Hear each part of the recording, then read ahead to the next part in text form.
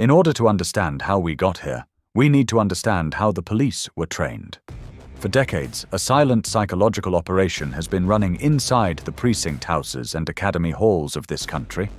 It is a campaign designed to turn the protector into an enforcer by feeding them a carefully crafted enemy. This enemy has a name created in a lab: the sovereign citizen. The actual FBI internal documents, Exhibit 3 from 2010 and Exhibit 4 from 2015, admit a truth they hope the officer on the street never realizes. The term sovereign citizen is a manufactured oxymoron. You cannot be a sovereign, a supreme authority, and a citizen, a member of a corporate political body, at the same time. The FBI knows this. They explicitly state in their 2010 Introduction for Law Enforcement that the people they are targeting rarely use this label. Instead, these individuals identify as flesh and blood men, living souls, or freemen. So why did the federal government spend millions of dollars to force a nonsensical label onto the public? Because once you label a man a sovereign citizen, you have successfully moved him out of the realm of lawful living being and into the realm of psychological threat. Look at the training materials. They provide police with a list of indicators to watch for during a traffic stop. But when you look at these indicators through the lens of the law, a terrifying reality emerges. The FBI instructs officers that if a man asks to see their oath of office, it is an act of harassment. If a woman signs her name without prejudice to reserve her constitutional rights, the training labels it a tactic of an extremist. If a citizen asks for the delegation of authority that proves the officer has jurisdiction, the FBI calls it pseudo-legal nonsense. This is the grooming of an American police officer.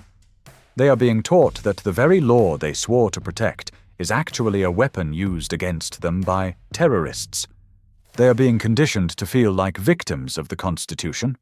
By the time we reach the 2021 Strategic Intelligence Assessment, Exhibit 5, the trap is fully set. The federal government has officially escalated this from a financial nuisance to domestic terrorism. They have merged the man who reads the US code with the lone wolf mass shooter.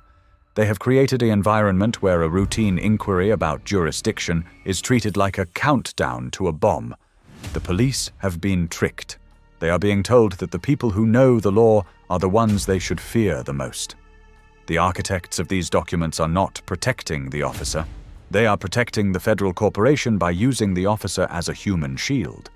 They are banking on the hope that the officer is too tired, too busy, or too indoctrinated to see that the extremist in the driver's seat is actually the only person in the interaction who knows exactly what the officer's job is supposed to be.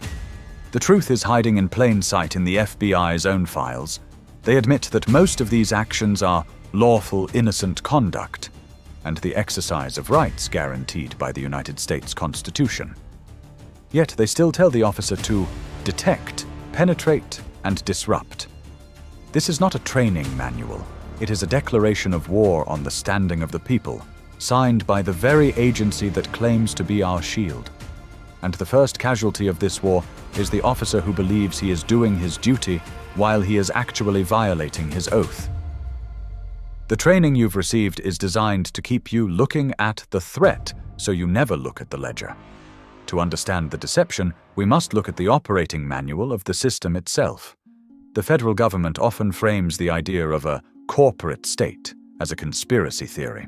Yet their own law, the law you are told to enforce, admits the truth in black and white. Title 28 of the U.S. Code, Section 3002, Paragraph 15, states it clearly. United States means a federal corporation. It is not a country, it is a business, and every business requires a person to contract with. This is where the straw man comes in. The FBI's 2010 report, Exhibit 3, admits that the system creates a fictitious identity for every living soul, a corporate entity usually written in all capital letters on your driver's license, birth certificate, and social security card. This person is the debtor. The living man, or living woman, is the one the corporation tries to trick into becoming the surety for that debtor's liabilities. But here is the revelation they don't want you to comprehend. The corporation operates under a specific set of rules called the Uniform Commercial Code, or the UCC. The FBI's 2015 primer, Exhibit 4, actually shows UCC 1-308 right on its cover. Why? Because UCC Section 1-308 is the remedy. It states, a party that with explicit reservation of rights performs or promises performance does not thereby prejudice the rights reserved. In lay terms, the law itself provides a way for a living man to interact with the corporate state without giving up his natural rights. When a man signs without prejudice, or UCC 1-308, he is telling the corporation, I will use your forms, but I do not consent to your jurisdiction, and I do not waive my rights. The FBI knows this. In Exhibit 3, page 20, they admit that the UCC is a legitimate set of forms used to secure a loan and protect interest. Yet in the same breath, they tell police that if a citizen uses these same legitimate forms to protect their own life and property, it is a criminal tactic. They are teaching you that the remedy is a crime. Police officers, you are being used as administrative debt collectors for a federal corporation. When you see someone asserting their standing under the UCC, you aren't seeing a criminal. You are seeing someone who has read the user manual of the system. The FBI training is designed to make you treat the law-abiding as the law-breaking, simply because they've learned how to stop being the collateral for the corporation's debt. They assume you aren't smart enough to look up 28 U.S.C. Section 3002. They bank on you never realizing that the sovereign you are fighting is simply a man who refuses to be a person owned by a company. We have seen the labels. We have seen the corporate codes. Now we must look at the final trap, the one set for the men and women in uniform. In May 2021, the game changed. The FBI and DHS released a very telling assessment labeled Strategic Intelligence Assessment and Data on Domestic Terrorism. This document is the final move in a decades-long game. It officially moves the goalposts from financial nuisance to domestic terrorism. By rebranding lawful conduct and the exercise of constitutional rights as indicators of extremism, the federal government has authorized a total surveillance mesh to snap shut over the American people. This is the big data war. Every social media post, every data point sold by brokers, and every digital ID ping is now being fed into a system designed to tag and track anyone who understands the corporate deception.